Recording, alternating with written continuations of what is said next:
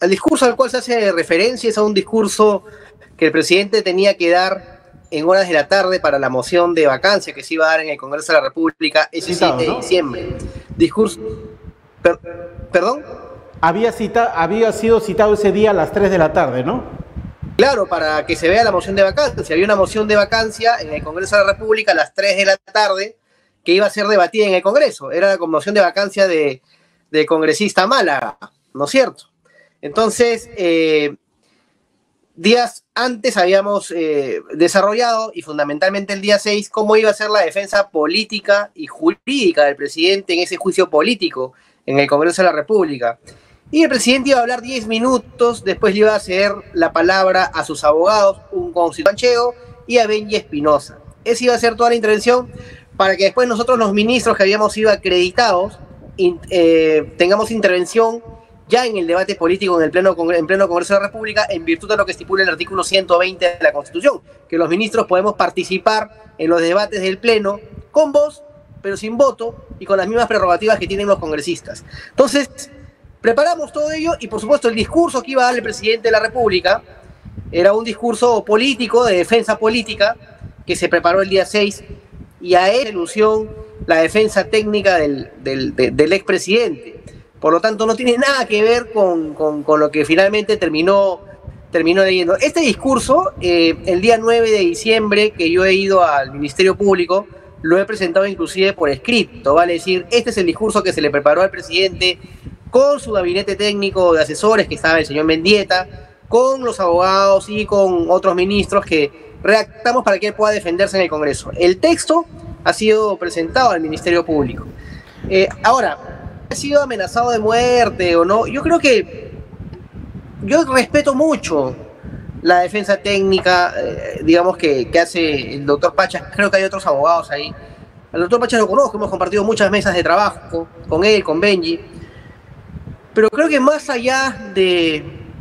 Esos son mensajes políticos, o sea, ya no... O sea, si a él se le hubiese amenazado de muerte, pues eso se debió decir a la hora, al momento de determinado el mensaje, qué sé yo, no a las 24 horas, no después de ese. Eso no lo ayuda al expresidente. El expresidente ya leyó un mensaje que irrumpe el orden constitucional, que contiene delito, y lo mejor que se le podría recomendar como abogado, y esta es una sugerencia, yo no quiero intervenir en la parte de la defensa técnica, es someterse a los beneficios que existen en el mismo sistema procesal penal, ¿no es cierto? A la culminación anticipada, a la conclusión anticipada, sí, a la confesión sincera, lo que Alejandro, el público y el juzgado. Esa parte sí lo vamos a tocar en una segunda parte, este consejo que dice, porque vi lo que habías hablado en Exitosa, pero quiero un ratito retrotraerme a la parte donde dices de la amenaza. El presidente de la República, fuera quien fuera la figura, no estoy hablando netamente de Pedro Castillo, sino cualquier persona que asuma el cargo, es la persona que tiene un nivel de seguridad que no lo tiene cualquier otro funcionario en este país. ¿Es correcto esto? Sí, claro, el nivel de funcionario, de protección o de seguridad que tiene un presidente de la República es muy alto, ¿no? Va no solamente desde las personas que realmente, sino del propio sistema de seguridad. Hay todo un sistema de seguridad que implica inteligencia, contrainteligencia, para poder cuidar y salvaguardar su vida. Sí es cierto que el presidente, en el interín de esta conflictividad política, recibió amenazas de muerte y eso nos lo comentó. Pero estamos hablando de los meses de agosto, de septiembre, donde hubo una imagen que se hizo viral, que él hace que algunos miembros de seguridad le amarren los zapatos, no sé si recuerdas. Sí, claro. Entonces yo le pregunto, presidente, ¿a qué se debe? Que mire todo lo que está saliendo en medios de comunicación.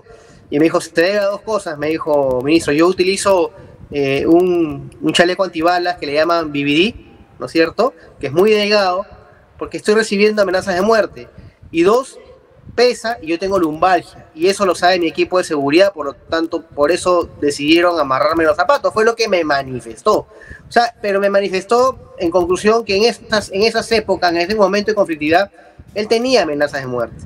Pero no tiene nada que ver con la lectura de un mensaje, 6 meses, decir que estuvo amenazado de muerte. Lo que él debió hacer antes de leer ese mensaje es consultarlo con las personas adecuadas, correctas, y decir si lo que iba a leer estaba pego o no. ¿No? Ya es tarde, lamentablemente. Mira dónde lo han llevado esos malos consejos. Y bueno, y no lo ayuda, pues son mensajes que no ayudan, definitivamente no lo ayudan, ¿no? Ahora, yo pude ver la entrevista que estuviste en Exitosa y aconsejabas al presidente desde de tu punto de vista legal como abogado, un consejo a que él se sometería a los beneficios que tiene la justicia, colaborar eficaz, premiación confesión sincera y todos estos mecanismos que hay. Tú que has podido estar un tiempo con el presidente, ¿crees que él pueda acceder a esto o que pueda escuchar estos consejos? Porque claramente el señor Castillo solo tiene un círculo muy cerrado.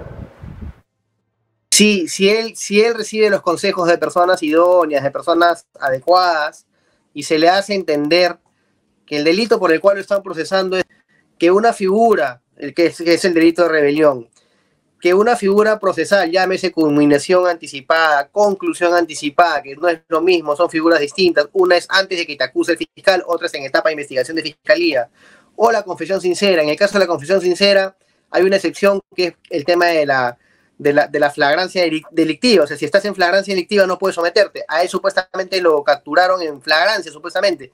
Eso creo que ha sido impugnado, está en discusión. Lo que fuese, encontrar los mecanismos procesales que le permitan a él disminuir de manera gradual la condena que se le habría imponer. Recordemos que él no tiene antecedentes penales, es una persona sin antecedentes penales, no tiene una habitualidad en conducta delictiva. A él recién lo están investigando por diversos hechos, pero no, si tú le sacas sus antecedentes, no le vas a encontrar ninguno. Por lo tanto, el juez bajo criterio va a poder examinar toda esta situación, y si se somete a alguna de estas figuras, mira, podría finalmente terminar todo en 6 años. O sea, es así como tendría que plantearle la defensa, establecer el deslinde de responsabilidades y poder sacar adelante su situación. Porque lo que se está haciendo con todo esto, finalmente, que de pronto el juez más adelante no valore, digamos, el tema de tratar de encontrar algunos atenuantes para el momento de imponer la pena y termine imponiendo una pena muy alta. Entonces, yo creo que cuando uno tiene que dar consejos legales, tiene que ser primero real, ¿no es cierto?, en el sentido de ver qué es lo que pasó, y segundo, sobre la base de eso, encontrar los mecanismos que existen para que sobre esa realidad brindar lo mejor a tu cliente para que éste pueda de una u otra manera someterse a una situación, Alejandro, frente a la justicia que lo ayude, ¿no? Así es, yo entiendo esa parte, aparte porque has sido parte del gobierno del señor Pedro Castillo. Conozco tu actuar democrático y yo me supongo en el fondo lo que deseas es que esto se vaya resolviendo lo más antes posible.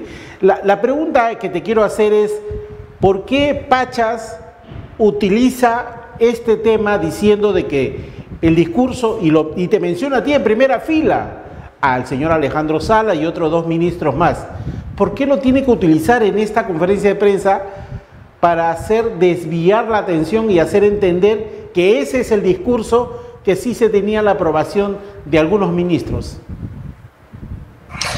Porque yo pienso que ha sido una conferencia de un mensaje sumamente alborotado. De todas maneras, hasta el día de hoy, mencionar el nombre de Alejandro Salas de una u otra manera es generar algún tipo de atención, pero siempre cuando uno está con la conciencia limpia, pues definitivamente tiene los argumentos para poder responder con fundamento, ¿no? Y con pruebas, sobre todo, ¿no? Así que, como te digo, dentro de lo alborotado que ha sido la exposición que se dio ese día en esa conferencia, que tuve la oportunidad de verla, ¿no es cierto?, a través de los medios de comunicación, entiendo yo que él se refiere a este discurso y a este mensaje que el presidente iba a dar en el Congreso de la República, que fue trabajado en un equipo, como te vuelvo a manifestar, con abogados constitucionalistas, con el canciller Landa, para presentarnos al Congreso a las 3 de la tarde, ejercer la defensa. Ese discurso que le dio el presidente es un discurso, pues, elaborado, entiendo yo, ¿no?, entre madrugada y día de ese 7 de diciembre, poco estructurado, una copia de lo que se hizo el 5 de abril del año 1992, y lamentable, ¿no? Me da mucha lástima por el expresidente, ¿no? Con quien tengo una cuota de gratitud porque me dio la oportunidad de trabajar por el país, y en esa cuota de gratitud lo que a mí es aconsejarlo siempre. Mira, yo lo digo en medios de comunicación, lo digo en tu medio, lo he dicho en otros medios, que someterse, digamos, a la justicia buscando herramientas que lo involucren en un campo de beneficios procesales, es lo mejor que puede hacer. Es lo mejor que puede hacer. O sea, yo no podría recomendarle lo peor, ¿no? Entonces, ni menos aún argumentos que no tienen mucho sentido, ¿no? Ahora, a través del programa Contracorriente de Willax, se dio a conocer que en una de las computadoras o impresoras, para ser preciso, se habría encontrado el decreto supremo que, según declaraciones de la periodista de Canal 7, que Betsy Chávez le dijo: me tengo que apurar porque hay que publicar el decreto supremo para adelanto de elecciones. La pregunta, y voy a ser muy transparente, decirte, Alejandro, ¿tú tenías conocimiento de ese decreto que se tenía manejando? No, en lo absoluto. Siento y no haber hecho algo. En lo absoluto. Tener conocimiento de ese decreto era tener conocimiento del mensaje que él iba a dar. Y mi renuncia no hubiese estado 2-3 minutos después de la lectura del mensaje del expresidente, sino por supuesto con anterioridad. Para mí todo lo que él leyó y la conclusión a la cual él abordó con el país y con la constitucionalidad del país fue una absoluta sorpresa, ¿no? Una jugada a espaldas de quienes realmente lo ayudábamos con verdad y con democracia. Por lo tanto, yo entiendo que ese decreto ley, porque en realidad, como eso es un gobierno que irrumpe el orden con ley, no con decretos supremos, lo que deben haber encontrado es un decreto ley, y he escuchado que lo que es un decreto ley. Sí. Debe haber sido elaborado también en esa mañana, o sea, mientras que se leía el discurso lo han estado elaborando, terminó el discurso lo han elaborado, ¿no? Pero también se ve pues con poca motivación, una motivación muy general, ¿no? O sea, si realmente se hubiese querido dar un golpe de Estado con digámoslo así, ¿no? Con seriedad, lo hubiesen trabajado de mejor manera y mejor forma. Este golpe de Estado, Percy, como yo siempre lo digo, se cae por una razón fundamental. Se cae porque quien eran sus ministros no lo apoyaron. Exacto. Después han venido otras instituciones y fuiste el primero que renunció, eso hay que aclararlo. Por supuesto, fui el primero que renunció. Entonces, si ese golpe de Estado se empieza a caer es porque empezaron a haber pronunciamientos de no apoyo de su propio equipo o soporte político que él tenía, que eran sus ministros.